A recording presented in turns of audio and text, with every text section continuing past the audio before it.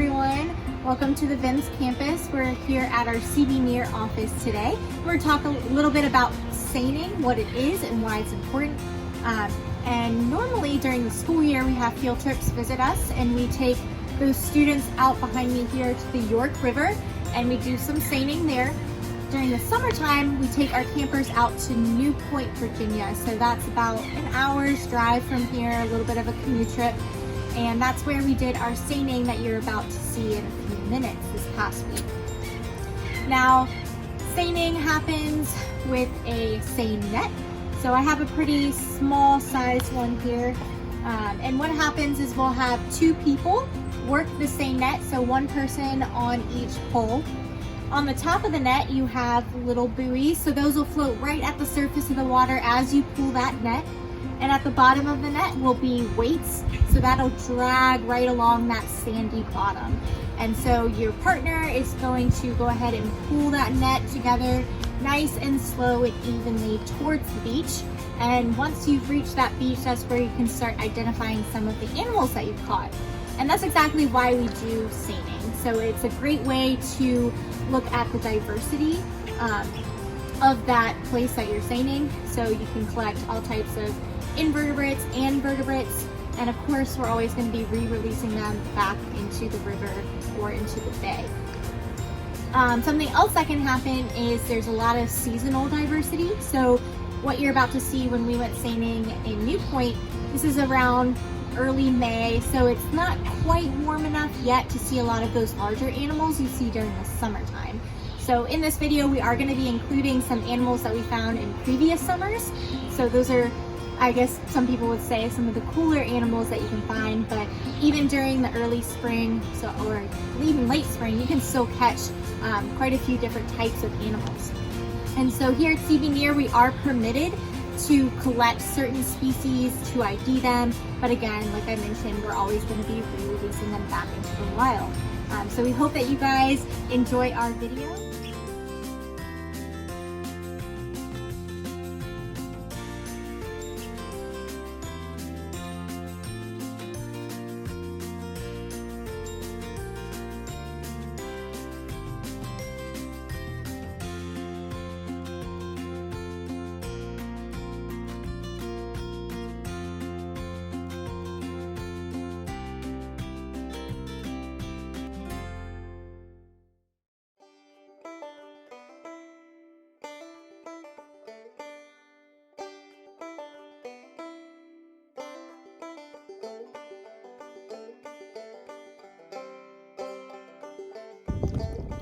So we have a female, her apron is nice and wide, and our male has a nice narrow apron. So that's how you can tell the difference between our blue crabs.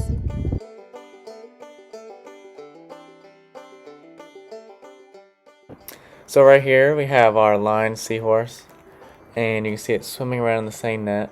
And right here we have, that's the female, and we also were able to catch a male, which is this one, and you can see on its belly that it's a little extended and he's actually pregnant. And the female will lay her eggs in the male's brood pouch, allowing him to fertilize them and to release them into the wild. And here we have a northern pipefish, and we were able to catch a couple, and just like the seahorse, you'll see that the male actually carries the babies as well. That little orange spot on his belly is where his babies are. And then you can see these are two bigger pipefish that we caught.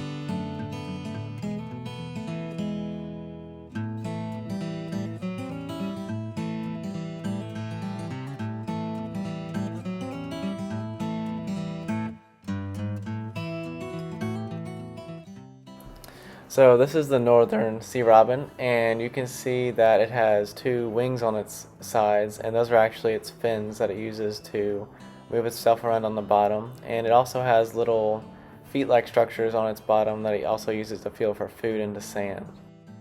And this is the black-cheeked tonguefish, and you can see that it has both eyes on the top of its head, and they lay flat on the bottom, similar to flounder, and they can kind of change their color to what they're laying on. And as you can see, they're pretty small fish. This is about the average size. They don't get much bigger.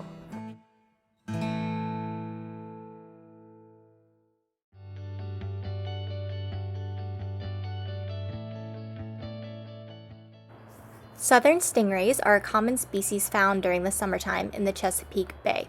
They blend in perfectly with the sandy and muddy bottom. This is where they pick up on those vibrations in order to hunt for their prey. These animals can weigh up to 160 pounds, but we never want to handle them because they do have a barb at the base of their tail, and it can be dangerous. Here we have a diamondback terrapin. Terrapins are a type of turtle that are found in brackish water, so that's a mixture of fresh and salt water. Female terrapins come out of the marsh during the summertime to lay their nests. So this right here is a northern stargazer, and they are ambush predators and hide under the sand. You can see that his eyes are on the top of his head, and his mouth is as well. So they'll lay and look, and then when something swims over them, they will hop out and have an electrical pulse come out in the water and stun their prey and eat it.